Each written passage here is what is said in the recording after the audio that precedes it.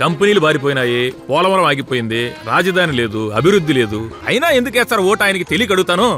ఏమన్నా చేసుకుని అవి మాకెందుకు సంక్షేమం ఇచ్చేలా? మీకొచ్చే సంక్షేమం కన్నా రాష్ట్రంలో మీ ఆస్తి విలువలు కొన్ని 100 రెట్లు పడిపోయాయి. తెలీదా మీకు? యాడ్నించైనా తెచ్చుకొని అవి మాకు దేనికి పథకాలు ఇచ్చోండ్లా? అక్క 1000 రూపాయలు అప్పిస్తే చక్కగా చీపులిక్కడి తాగి జగనన్నలాగా చిక్కటి చిరునవ్వు చిందిస్తా. అదేందక్క అట్టా కసురుకుంటారు?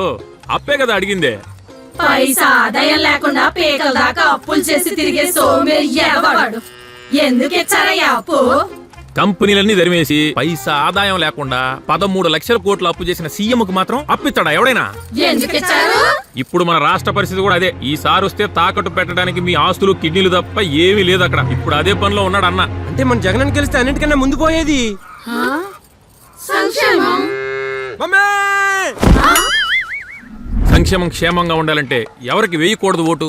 జగన్ కి. మరి ఎవరికి వేయాలి ఓటు? అభివృద్ధికి. మరి అభివృద్ధి అంటే ఎవరు? ఇంకెవరు? మన చంద్రన్న. పని చేయనోళ్ళను పోషించడానికి కూడా పనిచేసే మహారాజు కావాలి. ఆస్తులు దోచుకుంటూ అబద్ధాలు చెప్తూ పరదాల చోటను తిరిగే సోంబేరి సైకో కాదు. ఇంకా డౌటా?